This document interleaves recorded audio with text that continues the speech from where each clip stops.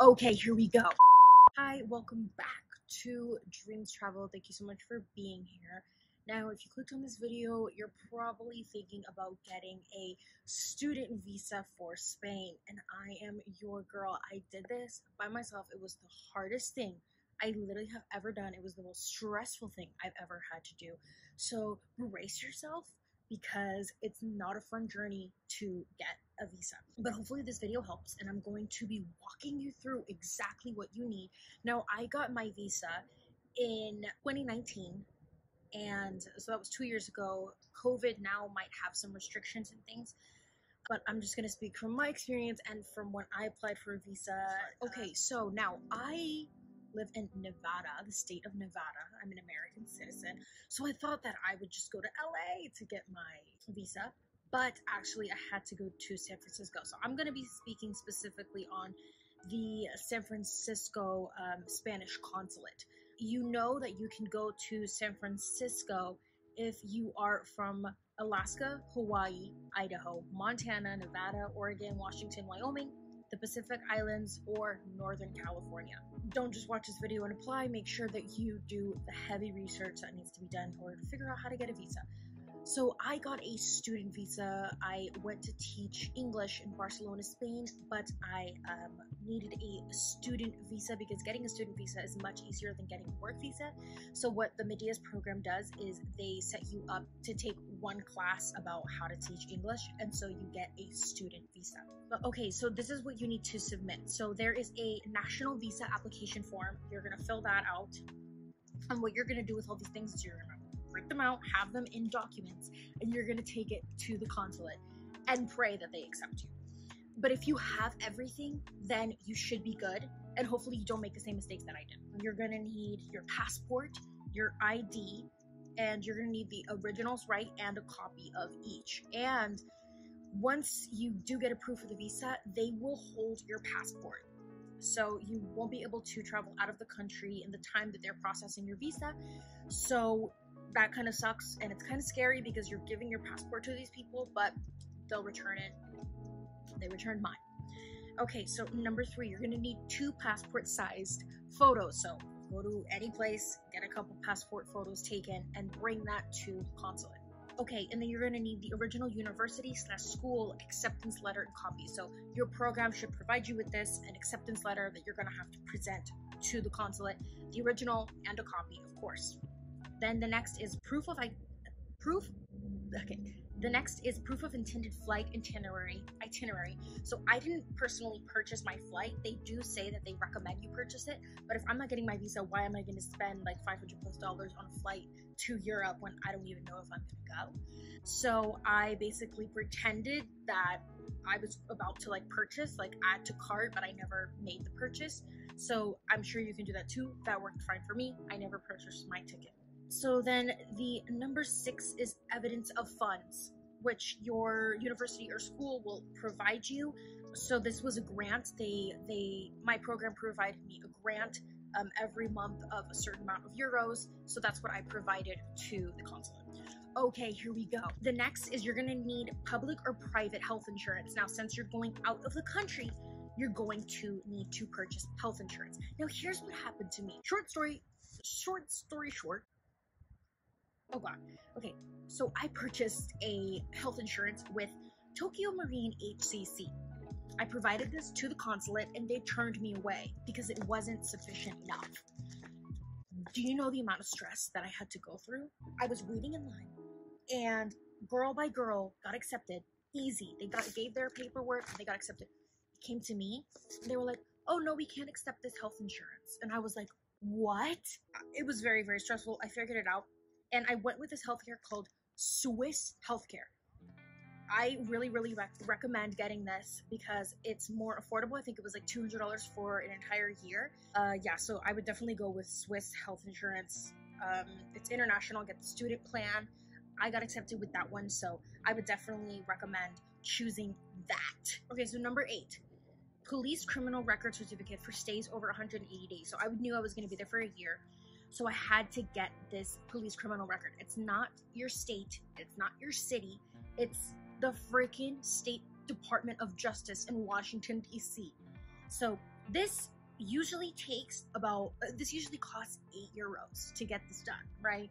They take your fingerprints, they see if you're a criminal, and they'll send you a letter back that says, a search of the fingerprints provided by this individual has revealed no prior arrest data at the FBI. This does not preclude further criminal history at the state or local level.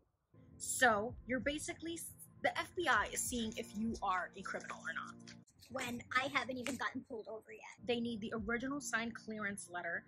It must be legalized with the apostille of the Hague Convention from the corresponding Secretary of State. Let me say something. When I applied for this visa, I was 20 years old. I had no idea any of this, how to do any of this. But I did it all on my own, so there's hope for you. I know and I believe that you can do this all on your own. It is very stressful. You have to do a lot of research and figure all this shit out. But at the end of the day, it is so worth it because you get to live abroad and study abroad or teach abroad or work abroad, whatever you want to do. It's worth it at the end of the day. This is a pain in the ass, but you'll figure it out. Now, I had to rush my visa process because I was accepted so late. I was moving to Barcelona in September of 2019. And I think I started my process in July, which is really, really late. I had like 2 or 3 months to get my visa. You know, getting the police criminal record certificate takes about a month, and it's for $8, I think. Don't quote me. But I had to rush it. So what you can do is you can rush the process, which costs about $200. They rushed it, and I got this apostille, this FBI criminal record clearance certificate pretty quickly in about a matter of 2 weeks. Okay, number 9, your medical certificate. So what you have to do is you have to get a medical certificate. So you have to go to your doctor and you have to have them write something out and sign it that says, this medical certificate attests that Miss Kalia has been examined and found free of any contagious diseases according to the International Health Regulations of 2005.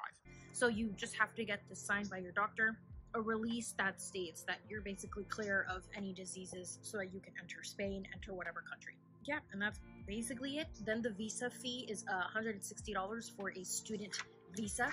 So last thing, that's really important. This is what happens. So you're going to be given your visa, but it basically only lasts 90 days because as Americans, you can go to Europe for 90 days before you have to come back home. Now, this is what it says. The validity of your visa is 90 days. You should contact the nearest Spanish police station during the first 30 days of your stay in Spain to request a student identification card. This ID allows you to remain in Spain while you are a student and multiple entries in and out of Spain. Basically, you're going to be given your visa, but it only lasts for 90 days because within the first month of being in wherever in Spain you are, you have to apply for a student residence card at an immigration office within a month after arriving. So they'll ask you for, proof of where you're staying, where you're living, different kinds of forms and documents to get a residence card so you can stay there for more than 90 days. Because as an American, you can stay there for 90 days and you don't even need a visa. You just need a passport. But since you're going to be living there, since you're going to be teaching or being a student or working, whatever, you're gonna need that residence card. To get a visa appointment is so hard.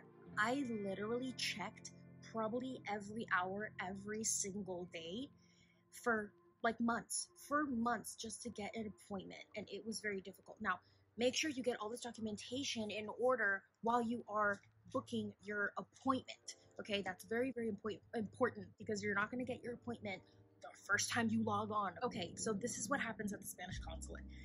Just to make your nerves kind of lessen. You ring the doorbell. They ask who you are, what your appointment is, because they don't even let you in the damn door. You tell them your name, you tell them your time of your appointment. They check, they let you in. You sit in the lobby for a little bit. They call you back when it's your turn. There's chairs that line up. You sit in the chair. There's going to be people next to you. And then there's this woman, maybe 2 women, 2 people, it doesn't have to be a woman, right, that are taking all your documents. They're checking them oh so carefully, making sure you have every single thing, and it's really scary. And then they'll tell you what happens next. They keep your passport. If you have everything, it's not a big deal. I didn't have the correct health insurance. I had to run across the street, try to find a health insurance. By the end of the day, I was crying.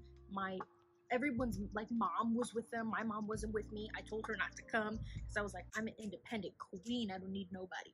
But then I was like calling her crying, like, Oh my god, I didn't get it because my insurance. so anyway, later that day, I came back and they don't even let you in if you don't have an appointment and you don't like say your name through like the doorbell. And this guy was like closing up and he opened the door to like do something. And I was like, I left my stuff in there. I need to go inside. he's like, No. and I was like, Yes, I need to go inside. like I was pushing it so bad, like he wouldn't have let me in because that lady told me to come back later. I came back later. I got another insurance and I was like, Can you take this, please? and she was like, Oh shoot, no, we don't take this one either. I was like, oh my god. She was like, Listen, come back tomorrow and come back with a good insurance. and I had only bought my Airbnb for one night. So I then had to book another night. I canceled my flight. I missed my flight because of all this mess. So what I would recommend you do is you purchase 2 nights just in case anything happens, and make sure you have all your documentation ready to go. That is everything. If you have any questions, feel free to email me. My email is in the description box below. Feel free to comment down below if you have any questions. But I really hope that this video could help you in getting your visa. I hope so much that you go to Spain and you have the best time of your life, because I did, and I want everyone to experience that. Yes, it's hard, but it's worth it at the end of the day. Do all of this and you will be rewarded with the most beautiful experience and the most beautiful time in España. So thank you for watching, and be sure to subscribe down below and hit the like button if this did help you. And I will see you guys in the next video. Bye.